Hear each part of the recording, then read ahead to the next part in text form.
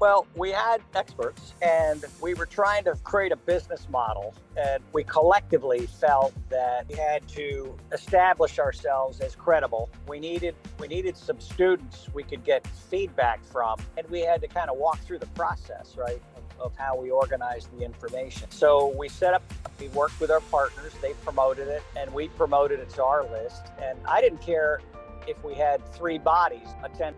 I just wanted to get the recording. So we did basically put together the process, invited people. We had some show up. We had a couple of young college graduates. But anyway, they got comp, and it went well. And we got a chance to look, okay, that content needs to change. All right, the flow needs to change. We got a chance to basically burp the baby.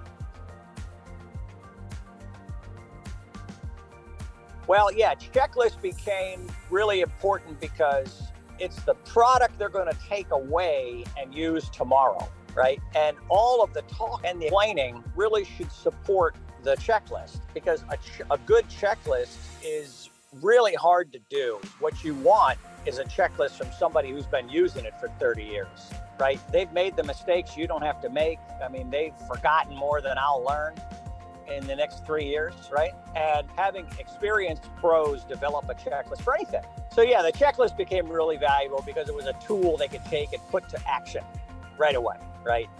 They weren't going to go back and listen to 9 hours of workshop, right? So you had to have something they could hold in their hands that they could take and implement the next day immediately, which gave it high value. This is the beauty of working with partnerships, is they see what we don't see. And one of the partners was the state, and they said, this is really fantastic. Every state has people that do this job, that job, this job, that would really benefit from this content. And I asked them why. It's because those people teaching that course are never going to come down to our state and teach us this, right? You're providing a platform that the states would never really have access to. And that's something we hadn't thought of before. We learned that what this topic really was focused on had great value to the insurance sector.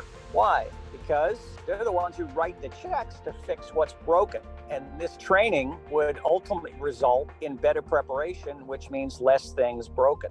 Right. So the insurance company, we didn't know that when we started creating it, right? But the more, if you're entrepreneurial, it's like any entrepreneur will tell you, their first effort is never their final effort, right? It's very true with pretty much any entrepreneur. So you don't get locked into one thing. Many times the first thing leads to the second, third, fourth, and it might be the 6th thing that you really strike oil on, right? First, you got to decide what you're trying to do. Are you trying to make money, or are you trying to be a thought leader? Okay, so that's the first thing. Because if you're trying to make money, you got to be patient, because the first one is never as good as the second one, is never as good as the third one.